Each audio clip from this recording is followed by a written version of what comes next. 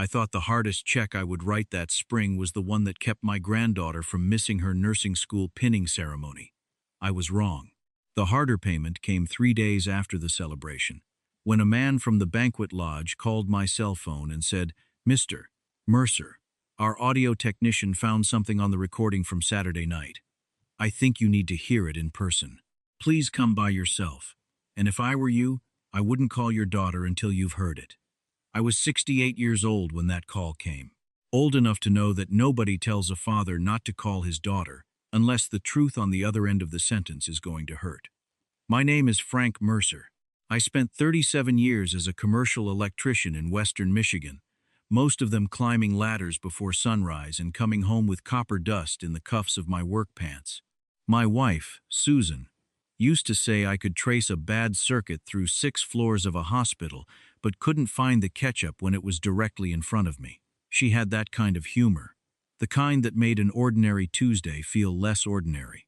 We were married 42 years before pancreatic cancer took her 5 winters ago. Susan worked in the library at an elementary school in Grand Rapids, and she never earned the kind of money people brag about, but she understood how small amounts become something important if you leave them alone long enough. When our only granddaughter, Emma, was born, Susan started buying savings bonds and setting aside part of every Christmas bonus, tax refund, and little bit of extra money she made selling handmade bookmarks at school fairs. She kept track of every dollar in an old yellow metal recipe box that had once belonged to her mother. The lid never closed straight because somebody had bent one corner years before I met Susan, and there was still a faded strawberry sticker on the front from when our daughter, Megan, was a little girl. Inside were index cards with recipes for meatloaf, lemon bars, chicken soup, and one card that had nothing to do with food. Across the top, Susan had written, "Emma, for the day you decide what kind of woman you want to become." Under that, she recorded every deposit she made toward Emma's education. By the time Susan died, there was a little over $46,000 in the account. She never got to see Emma choose nursing, but she would have liked it. Emma had been the child who carried injured birds into our garage in shoeboxes and cried when squirrels got hit on the road. After Susan passed, I kept adding to the account. I also made a decision I would later regret. I added my daughter Megan as an authorized signer because I hated online banking, traveled occasionally to fish with 2 retired friends, and figured if tuition came due while I was away, her mother ought to be able to handle it. Megan was 43 then, married to a man named Travis Cole, and I had no reason to think twice. She was my daughter. Travis owned a small heating and cooling company with 6 employees, 2 service vans, and a white pickup that was always cleaner than mine. He called me Dad from the second year he and Megan were married, and for a long time I liked that. If you're a father, you know what it means when somebody chooses to call you that. You take it seriously. I certainly did. The first thing that felt wrong happened 6 weeks before Emma's pinning ceremony. Emma called me on a Thursday afternoon while I was replacing a light over my workbench. She sounded embarrassed. "Grandpa, the school says my final clinical balance hasn't been paid. Mom said it was already handled, but registration is holding my clearance." The amount was $9,840. I called Megan immediately. She told me the credit union had rejected a transfer because of a routing change after a system upgrade. She sounded irritated with the bank, not nervous with me. "It's handled, Dad. Travis talked to them this morning. I asked her when the money would clear. She said Monday." Monday came, and Emma called again. Still unpaid. Megan told me not to worry, that she was on hold with the credit union. I drove there myself.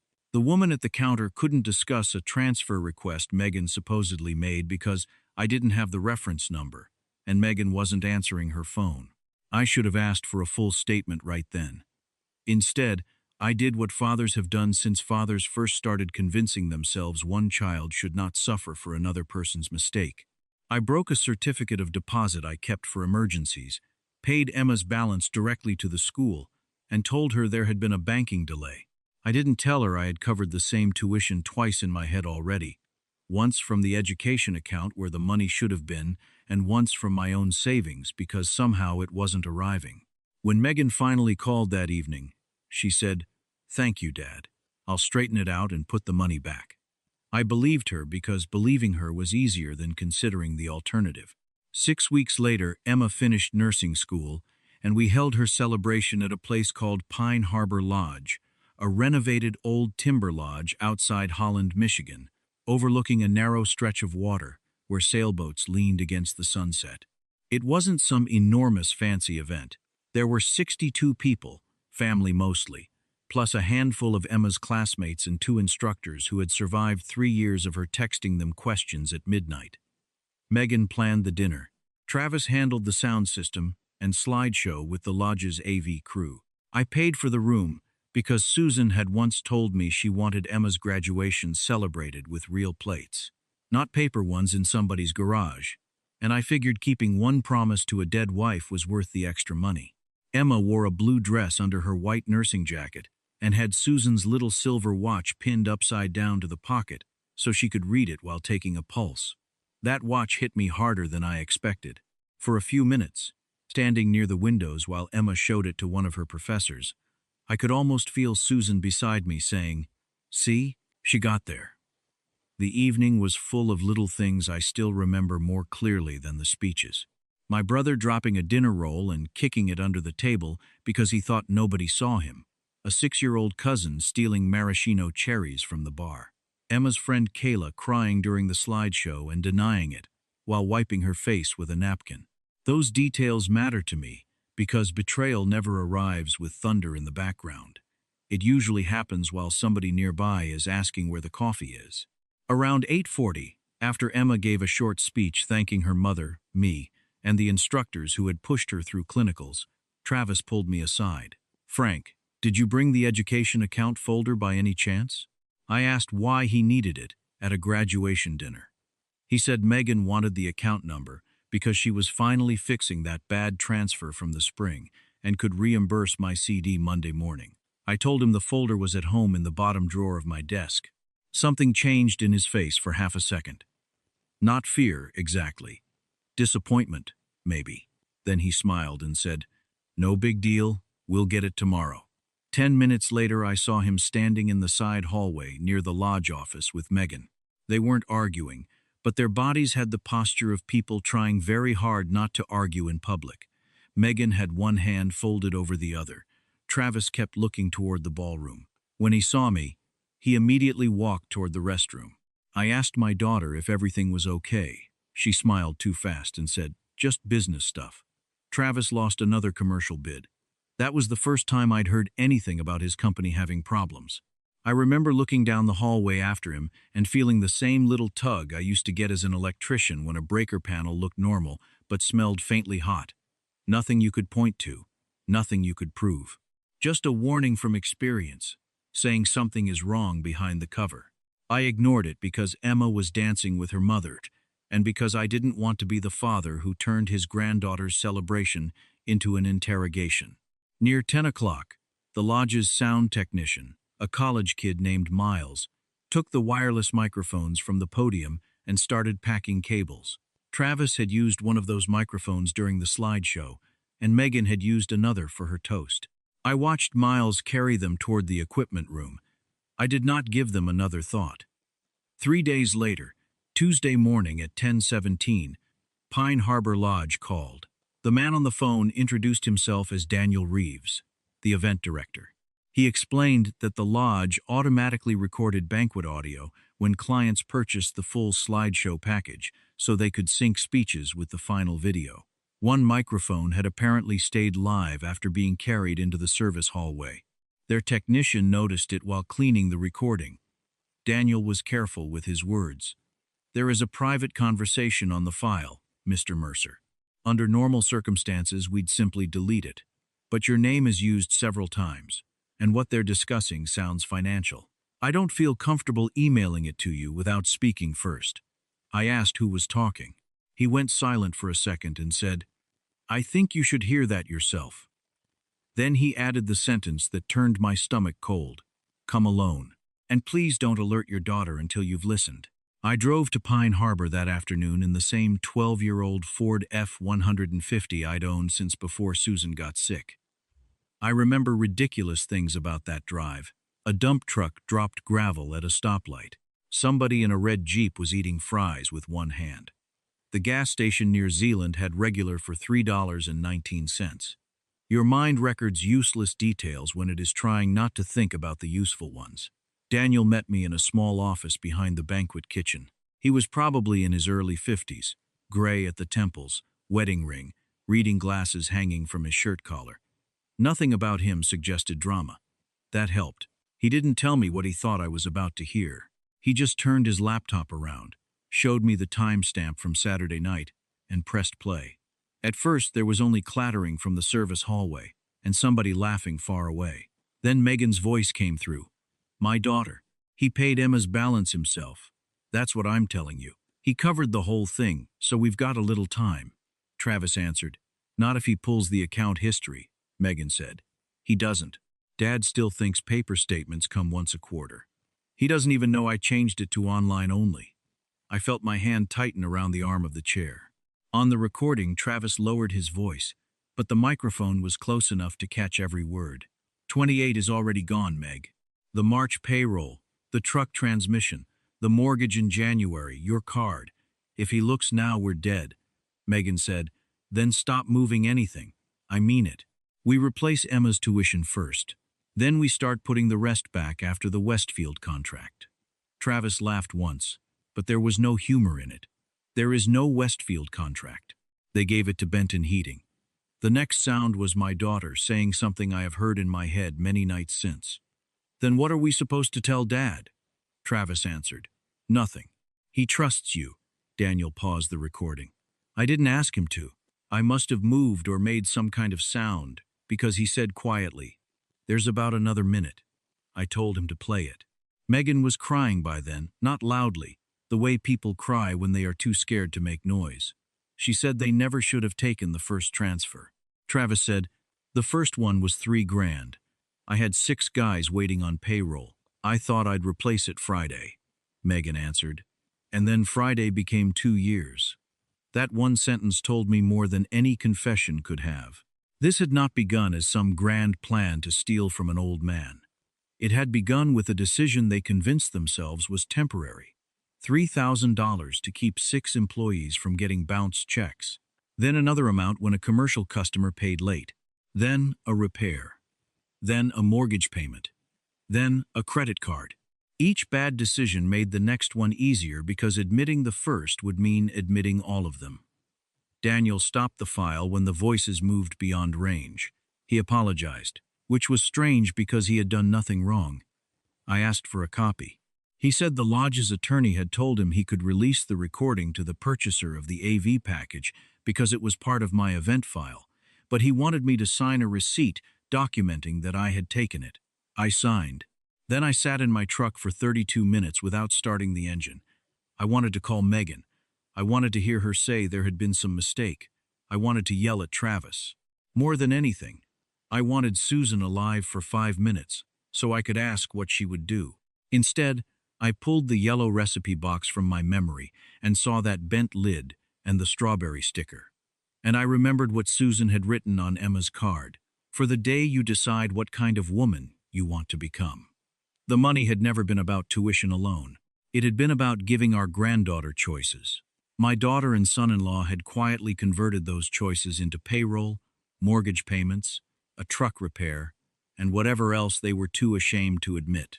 I started the truck, but I did not drive home. I drove to the credit union. The branch manager was a woman named Patrice Holloway, who had worked there long enough to remember Susan.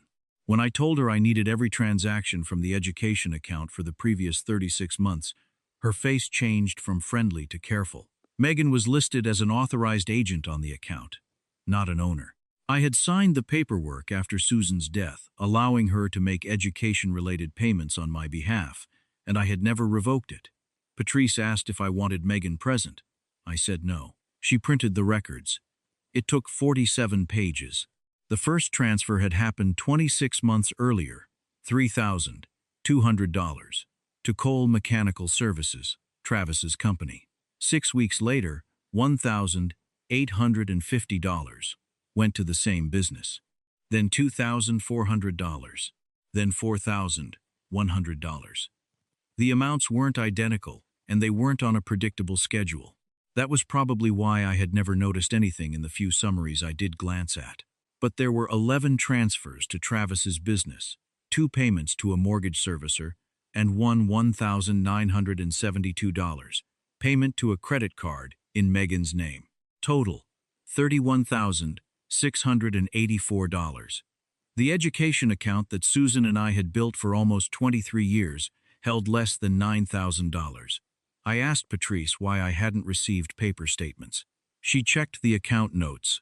8 months after Susan died, the delivery preference had been switched to electronic. The email attached to the account was one Megan created specifically for family paperwork. I had approved that years earlier because she told me it would keep tax documents organized.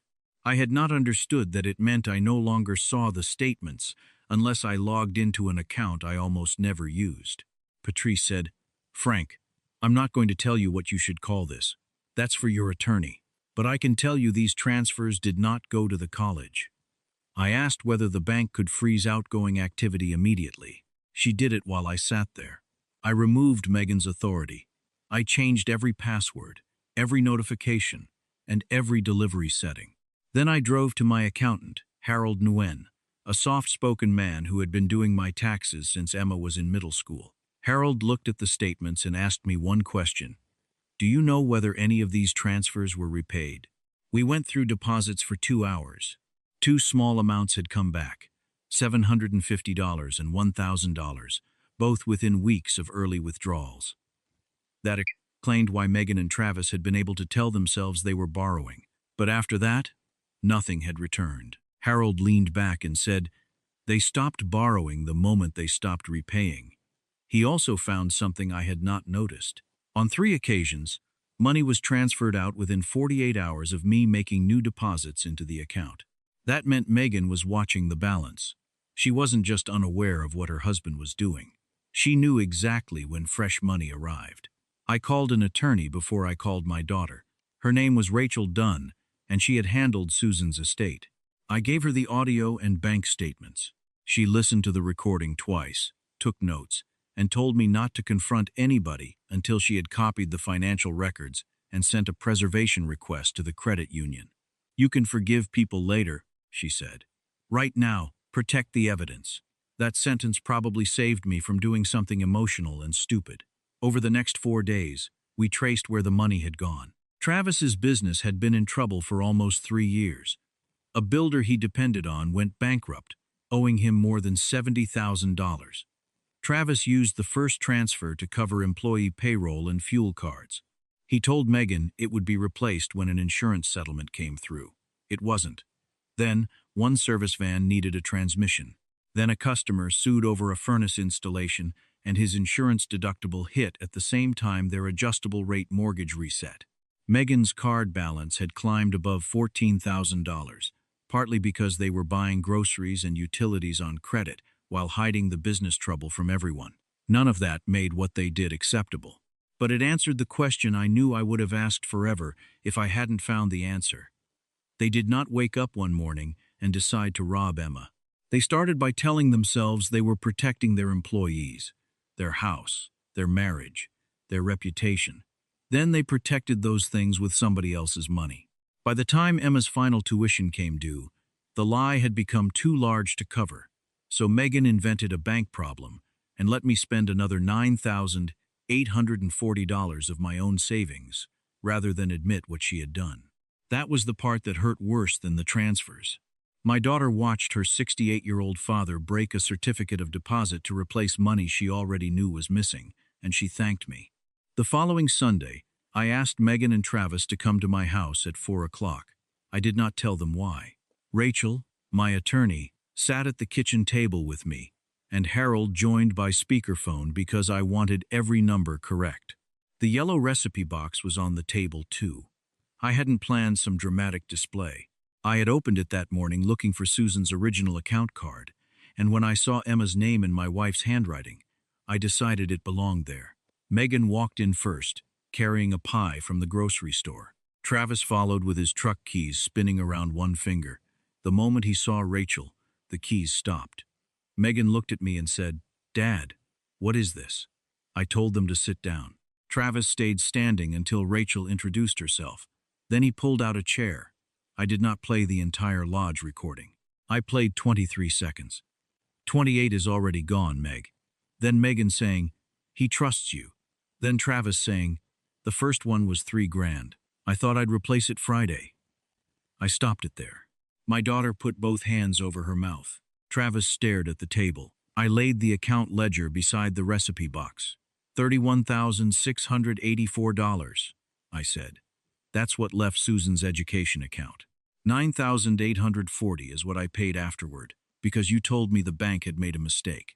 So, before either one of you says this was temporary, understand that I'm sitting here after paying for my granddaughter's education twice while you both watched me do it. Megan started crying. She said, "Dad, I was going to tell you." I asked, "When?" She couldn't answer. Travis did. After I got the Westfield job. I told him I knew he didn't get it. His face changed. I asked him how many other contracts were supposed to rescue them before they finally admitted the account was empty. He said none. Then he began explaining the first transfer, the payroll shortage, the builder who went bankrupt, the employees with families, the fear that if he missed payroll, his whole company would collapse. I listened. I really did. When he finished, I said, "I understand why you were scared. I do not understand why your fear entitled you to Susan's money." He looked down. Megan said, "It wasn't Susan's money anymore, Dad. It was yours." That sentence lit something cold inside me. I slid the recipe card across the table and told her to read it. She recognized her mother's handwriting immediately. Her face folded in a way I had not seen since Susan's funeral. "Your mother spent 23 years building a door for Emma," I said. "You used the wood to patch your own roof." Nobody spoke for a long time. Then Rachel explained what would happen next. Megan's authority over all my accounts was already revoked. The credit union had been notified that the disputed transfers were being reviewed. Rachel had prepared a civil demand for full restitution. If they refused to sign a repayment agreement, provide complete business records, and stop moving assets, she would file suit and refer the matter for whatever additional review was appropriate. Travis asked whether I was trying to put him in jail. I told him, "I'm trying to stop being the man who protects everybody from the consequences of what they chose." Megan whispered, "What about Emma?" That was the moment I knew I was done keeping the secret for their comfort. "Emma will be told enough to understand why the account is being rebuilt. I won't make her hate you, but I will not lie to her so you can keep looking like people you weren't." My daughter cried harder at that than she had at anything else. They signed nothing that afternoon. Rachel told them to take the documents home and have their own attorney review them. Before Megan left, she picked up the yellow recipe box, touched the bent corner, and said, "Mom used to let me choose a recipe from this on Sundays." I said, "I remember." She put it down gently and walked out without taking the pie. What happened after that was less dramatic than people expect from stories about family betrayal, but it was far more expensive. Travis and Megan hired their own lawyer. 2 weeks later, they signed the repayment agreement. Travis sold his base boat first, then the nearly new pickup he had bought during one of the years he was taking money from the account. He kept an older service van and a used truck with rust starting over the rear wheel well. Megan cashed out a small investment account she had never told me about and applied every dollar to the balance. That discovery hurt in its own way, because it meant there had been money they could have used before they touched Emma's account. But their lawyer explained that they had been keeping it as an emergency reserve. I remember saying, "Apparently my granddaughter was the emergency reserve." Nobody argued with me. Travis eventually closed Cole Mechanical Services. He sold 2 vans, settled what he could with his creditors, and went to work as a field supervisor for a larger HVAC company in Kalamazoo. The man who had once been too proud to admit his company was failing now punched a time clock for somebody else. I didn't enjoy that. I didn't celebrate it either.